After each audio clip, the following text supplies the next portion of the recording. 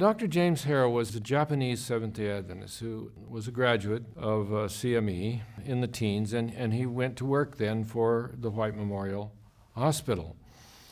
And this was a time when Japanese people could not become American citizens. And Californians were so fearful that these Japanese farmers were taking over California, and these Japanese families were having so many babies. Oh, what are we going to do? So they wanted the health department to do a birth rate study of the Japanese, but they needed someone who was bilingual, who could speak Japanese, and so Dr. Hara was ideal. So they hired Dr. Hara to come over to the LA County Health Department and to work with one of their doctors, a woman by the name of Margaret Farr. Now, Margaret Farr was, Anglo-American, and she was the daughter of a congregational clergyman up in Sausalito. But both Dr. Hara and Dr. Farr were unmarried and young, and they started working together, and they fell in love. Oh my. So they knew this could be trouble, so they went over to Arizona and got married. When they came back, Dr. Farr's boss found out that she was now married to a Japanese man.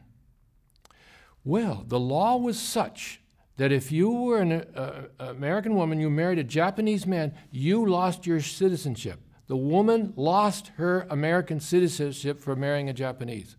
And so her boss said, well, you're no longer an American citizen, so we have to fire you.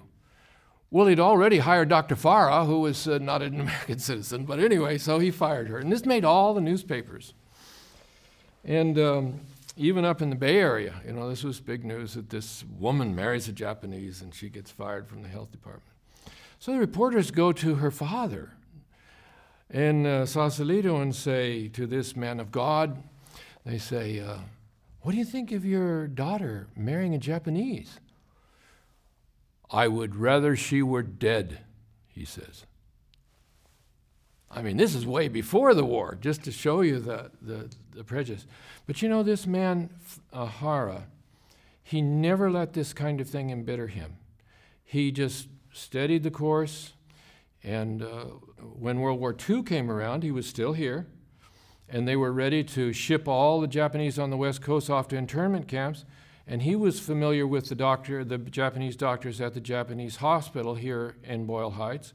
So he was able to arrange for the White Memorial to take over the Japanese hospital during the war. They used it as a maternity ward, and then they gave it back to the Japanese doctors after the war. And later, the Emperor of Japan gave him a citation for his work to improve Japanese-American relations. So just fascinating man and fascinating experience that they went through.